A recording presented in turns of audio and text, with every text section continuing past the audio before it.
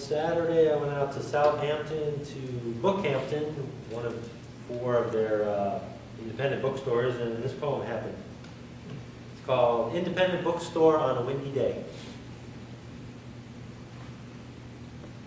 Driving by the orchard with its rows of snow, ice, melted into waters, driving by colored ducks and snow-white swans, near the shore with the wind-tossed waters of Shinnecock Bay. Made it to the bookstore and entering said, "Boy, is it windy out there." And the bookstore keeper agrees, as if hearing this for the first time. But in a few minutes it becomes obvious that almost everyone who enters says, "Boy, is it windy out there." And the keeper of the books agrees, as if hearing it for the first time.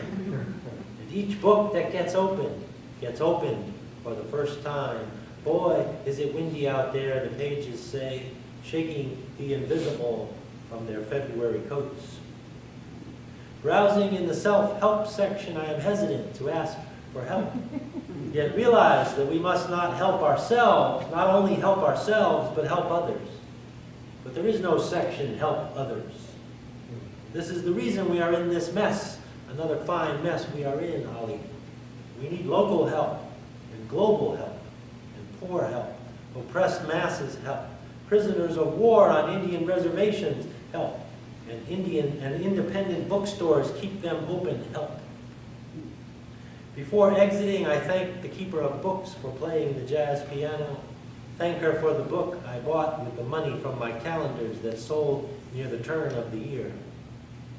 In the car again, how teary-eyed beautiful the first poem in Ferlinghetti's How to Paint Sunlight. How to make light in every dark corner, inside and out. Though right now, the wind is wild with the urgency of a sexual encounter, and the trees stand tall though bending at their waists.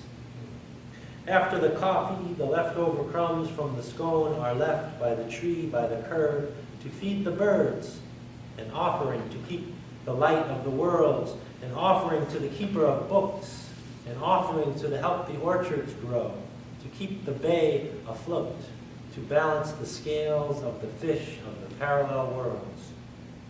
And the winter wind is cold outside. Come in, my love, and warm your cheeks on mine. Come in, dear love, and tell me once again your name, so we can open up our hearts for the very first time again.